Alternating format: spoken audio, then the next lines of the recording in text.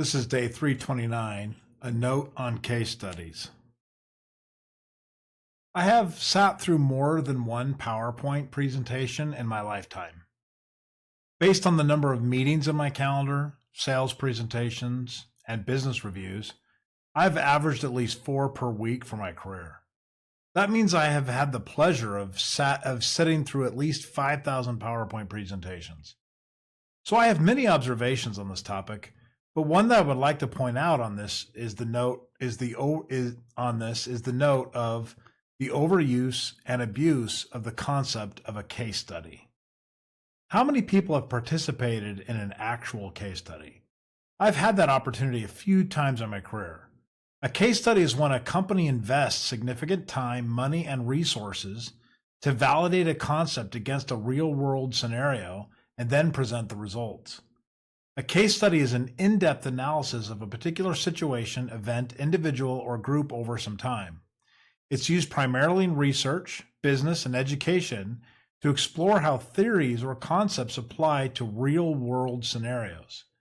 It provides detailed insights and a thorough understanding of an important subject matter. Case studies often highlight best practice, explore challenges, and demonstrate the effectiveness of strategies, solutions, or interventions. Due to the convincing and complete nature of a well-thought-through and planned case study, these are considered some of the best evidence of an applied idea or concept.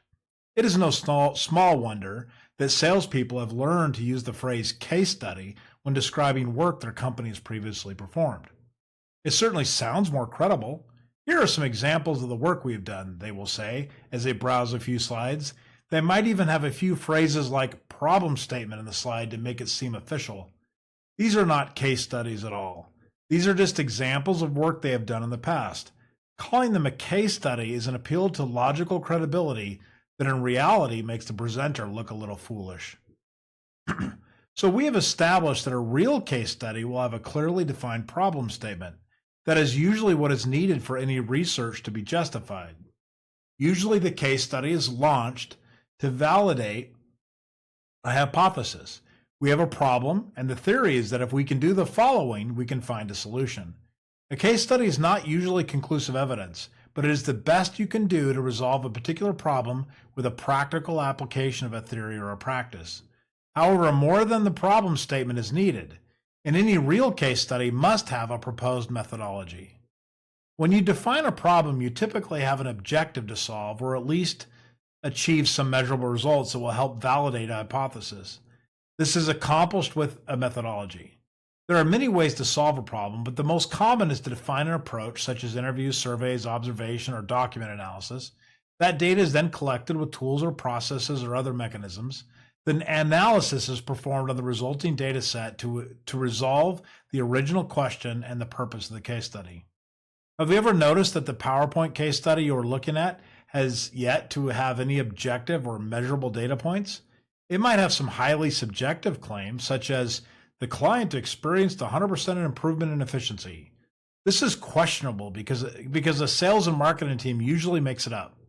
They're not trying to lie. They're just using best guess analysis to make their supposed case study look more impressive.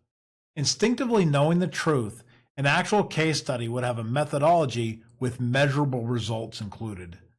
The rest of the telltale signs of a fake case study are easy to detect once you realize there was no methodology to uncover a hypothesis as truth. There will be no findings, meaning no data collection results that were analyzed. There will be no comparisons to other theories, and certainly no detailed walkthrough, challenges and limitations of the case study's application. Finally, there will be a need for more references to sources cited as theoretical evidence or literature review to establish a foundation for the effort to perform the case study in the first place. Most of us went to school and probably grad school. We had to write this level of research to get our degrees, but we have forgotten why we did that work to establish proof. It seems so much easier just to throw case study in the title of the slide. A case study should include a clear, well-defined problem and offer a comprehensive, logical explanation of how the problem was addressed. It should provide enough detail for the reader to understand the context, the challenges faced, the decisions made, and the outcomes achieved. A strong case study also critically evaluates the results, acknowledges limitations, and discusses broader implications or lessons learned that can be applied in similar situations. Imagine if when we engaged in work for ourselves or our clients, we approached the problem with the level of rigor required to deliver an actual case study. I think your PowerPoint presentation would look a lot different then. Instead of one slide per case study, you would have a 2 to 3 hour workshop on a single case study to walk the client through the applicability of their situation. Now that would be impressive.